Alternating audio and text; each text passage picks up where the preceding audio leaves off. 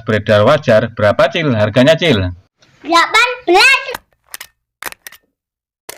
Assalamualaikum warahmatullahi wabarakatuh. Apa kabar buat antiker dan jadulur? Ada yang tahu ini uang seri apa? Iya betul. Ini adalah uang kertas terbitan Bank Indonesia pecahan Rp100 seri pekerja tangan ketiga tahun 1964. Di sini nanti akan saya sampaikan bagaimana cara kita mengenali ciri-ciri keaslian berikut dengan perkiraan harga pasarannya. Menurut data katalog, uang ini mulai diterbitkan pada tanggal 10 Maret tahun 1965 dan penarikan dari peredaran pada tanggal 13 Juni tahun 1966. Referensi dari berbagai sumber, salah satunya dari katalog, dapat disimpulkan uang ini memiliki ukuran 150 mm kali 75 mm.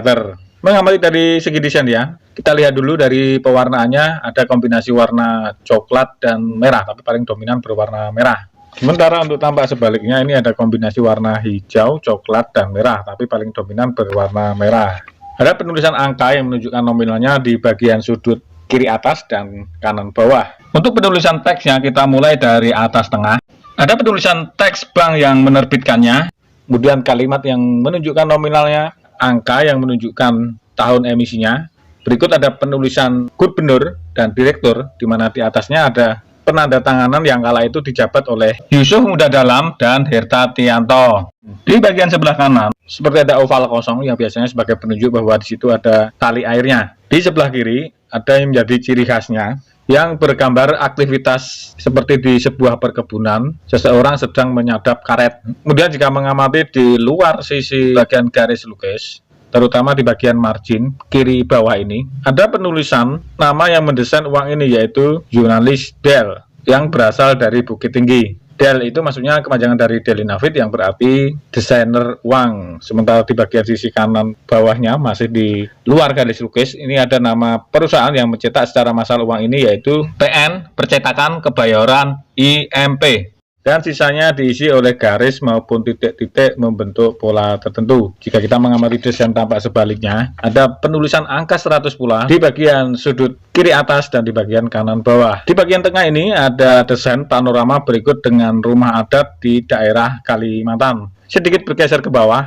ada teks kalimat yang begitu kecil namun panjang, yang berisi peringatan yang intinya melarang keras tentang pemalsuan uang. Sementara untuk penulisan nomor serinya yang sebanyak 2 kali ini dituliskan di bagian atas, di mana pada penomor seriannya ini memiliki kombinasi 3 huruf dan 6 digit angka. Kebanyakan yang saya dapati dalam penulisan nomor serinya selalu diawali dengan angka 0, namun tidak menutup kemungkinan bisa diawali selain angka 0. Apabila di antara para sahabat memiliki uang kuno pada pecahan ini yang penomor seriannya dimulai selain angka 0, bisa membagikan pengalamannya di kolom komentar. Di sisi luar garis lukis bagian kiri bawah ini kita amati ada nama yang mendesain uang ini, yaitu M. Sajirun yang berasal dari Kendal. Salah satu keunikan dari uang ini untuk tampak depan maupun tampak belakang ini didesain oleh 2 orang berbeda. Sementara jika kita amati di bagian kanan tetap di luar garis lukis, ada nama perusahaan yang mencetak secara massal uang ini, dan sisanya diisi oleh garis maupun titik-titik membentuk pola tertentu.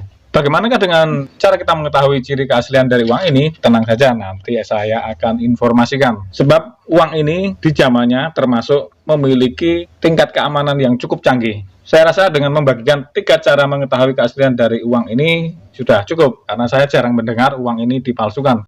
Cara tes yang pertama yaitu dengan diterawang. Uang ini memiliki watermark di bagian oval kosong ini. Jika kita terawang, hasilnya akan ada gambar kepala banteng. Cara tes yang kedua masih tetap dengan diterawang. Jika kita geser ke bagian agak ke tengah, ini akan ada garis benang pengaman. Berikutnya cara tes yang ketiga, kita bisa menggunakan alat detektor uang atau lampu ultraviolet. Kita akan fokus mengamati di bagian nomor serinya. Ketika di ruangan yang redup, jika kita sorot lampu ultraviolet, hasilnya yang semula berwarna hitam, nomor serinya akan mengalami perubahan warna. Kita ulangi, yang semula berwarna hitam, jika kita sorot lampu ultraviolet maka akan berubah warna. Katanya harganya jutaan Cil. Tidak. Terus yang benernya berapa Cil? Saya survei di Bukalapak dulu ya. Oke, Survei dilakukan pada bulan Juni tahun 2022. Untuk tahun-tahun mendatang dimungkinkan harga bisa naik ataupun turun. Biar lebih jelas kita bagi ke dalam 3 kondisi berbeda yang tentunya sangat mempengaruhi harga. Kondisi yang pertama yaitu kondisi fan, jelek, kotor, kusut, mulai dijual berapa Cil? Rp12.000. Sementara untuk yang kondisi VF atau bekas beredar wajar, berapa Cil harganya Cil? Rp18.000.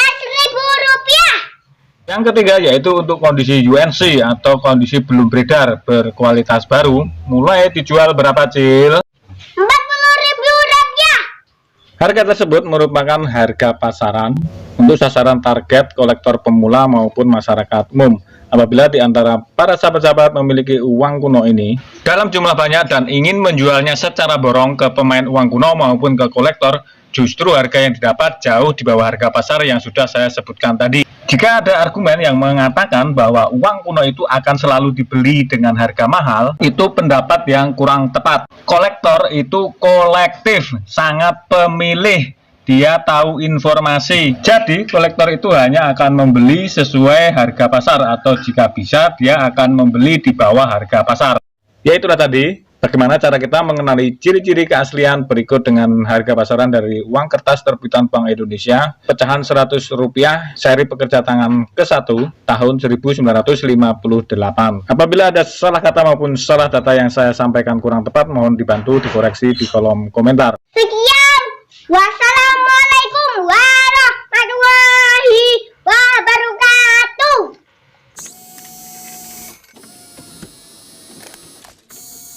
Katanya harganya jutaan Cil.